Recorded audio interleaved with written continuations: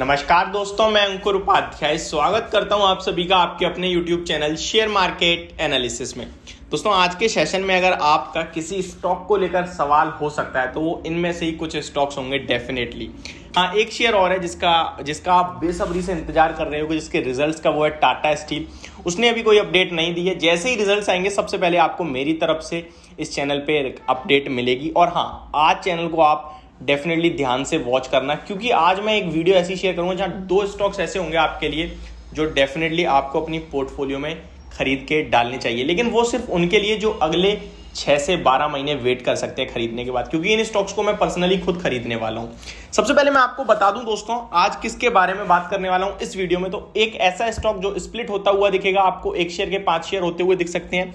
दूसरा, DCX IPO के बारे में बात करेंगे। थर्ड, नायका। आज 17% की तूफानी रैली देखने को मिली है, अब क्या करना चाहिए। फोर्थ, भारती एयरटेल ने अपने नंबर्स पेश कर दिए हैं। Q2 के रिजल्ट्स कैसे रहे, नंबर्स कल कैसा एक्शन हो सकता है, इसके बारे में बात करूंगा। एंड लास्ट, कुछ ऐसे स्टॉक्स जिनमें बड़ा आज क्रैक आता हुआ दिखा है, इसके बारे में बात करूंगा। तो चलिए बिना किसी देरी के सबसे पहले सबसे इंपॉर्टेंट और ब्रेकिंग न्यूज के बारे में बात करते हैं, यानी कि आप सभी के साथ मैं बात करता हूं भारती एयरटेल के स्टॉक के बारे में, जिसने Q2 के अभी रिजल्ट्स पेश करे हैं आप सभी के लिए। तो चलिए दोस्तों, बिना किसी देरी के रिजल्ट्स आप सभी के साथ डिस्कस कर देता हूं। सबसे पहले एक्चुअली क्या है कि लाइट चली गई है, तो ये केवल मेरे जो स्टैंड की लाइट है वो जल रही है। तो अगर आपको थोड़ा सा वीडियो क्लियरिटी में कुछ प्रॉब्लम लग रही हो तो उसके लिए मैं माफ़ी चाहता हूँ, क्योंकि ये मेरे हाथ में नहीं है एक्चुअली। तो चलिए स्टार्ट करते हैं। भारती एयरटेल के नंबर शेयर करता हूं सबसे पहले।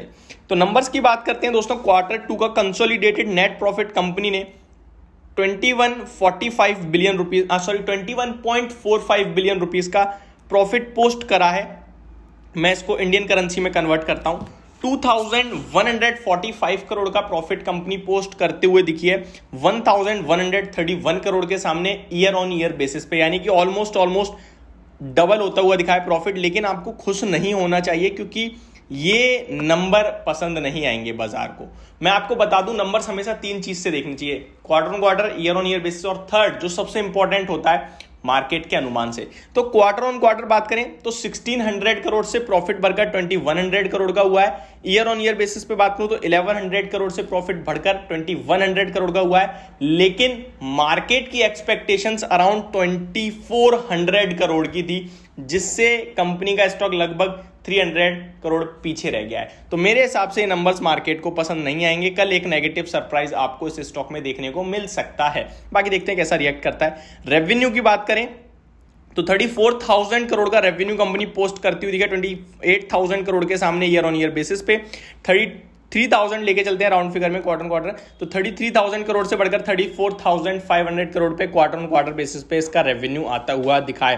कंपनी सेज ओवरऑल आरपू जिसे कहते हैं आप, एवरेज रेवेन्यू पर user, ARPU for the quarter was 190 rupees. तो आरपू जो है वो 190 आता हुआ दिखा है। तो आरपू मुझे लगता है ठीक है, लास्ट क्वार्टर का भी मुझे याद नहीं आ रहा।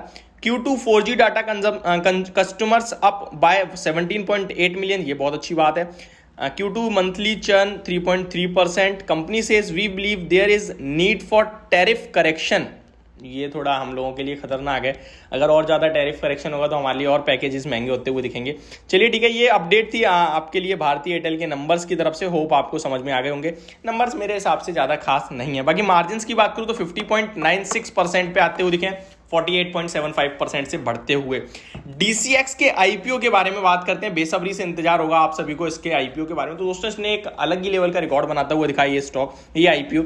इसका रिटेल पोर्शन शुरुआती 90 मिनट में ही पूरा भर गया, यानी कि the retail portion of the DCX system IPO which opened on Monday was fully subscribed within 90 minutes of the issue opening as against 25.38 lakh shares.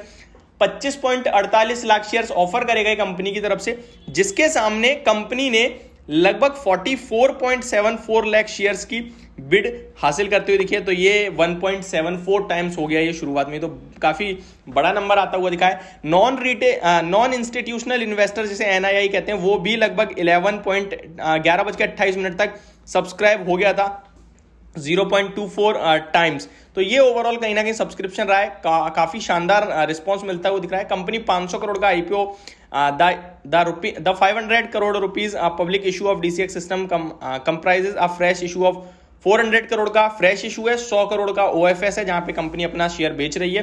तो ये ओवरऑल इसके बारे में आपको बताऊं, इसका रिस्पांस काफी अच्छा आता हुआ दिख रहा है। मुझे लगता है ये एक धमाकेदार ओपनिंग देता हुआ दिखेगा आपको आईपीओ। ठीक है, जिसने अभी तक पार्टिसिपेट नहीं करा डेफिनेटली कर सकते हैं, मिल गया तो ये बढ़िया रिस्पॉन्स आएगा आपको।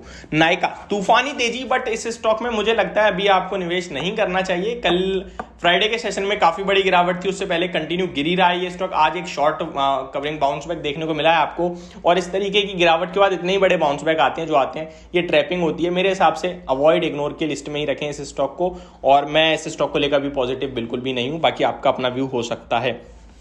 अब बात करते हैं एक ऐसा स्टॉक जिसने आज अपने नंबर्स पेश करे, नंबर्स पेश करने के बाद 3% ऊपर गया, उसके बाद 5% का लोअर सर्किट लगाया नीचे और वहीं बंद हो गया। और साथ ही साथ कंपनी ने एक अनाउंसमेंट भी करी जो की थी कि भाई हम अपने स्टॉक का सब डिवीजन कर रहे हैं, और स्टॉक का कहीं ना कहीं 1:10 की फेस वैल्यू से 2 की फेस वैल्यू पे लाएंगे। इसी तरीके से मैं आपको बताऊं पहले स्टॉक का नाम, विष्णु केमिकल्स लिमिटेड। इस स्टॉक के नंबर्स बताऊं मैं तो कंपनी ने कंसोलिडेटेड नेट प्रॉफिट लगभग 35 करोड़ का पोस्ट करा है, 16 करोड़ के सामने नंबर्स अच्छे हैं ईयर ऑन ईयर बेसिस पे। Company approved sub division of shares of 1:5 equity share, यानी 1 के बदले 5 शेयर हो जाएंगे आपके। रेवेन्यू 370 करोड़ पे आया है, 240 करोड़ से बढ़कर। मार्जिन 15.82% पे आए हैं, 13.83% से बढ़कर। सब कुछ अच्छा, उसके बाद 5% का लोअर सर्किट, थोड़ा सरप्राइजिंग लगा।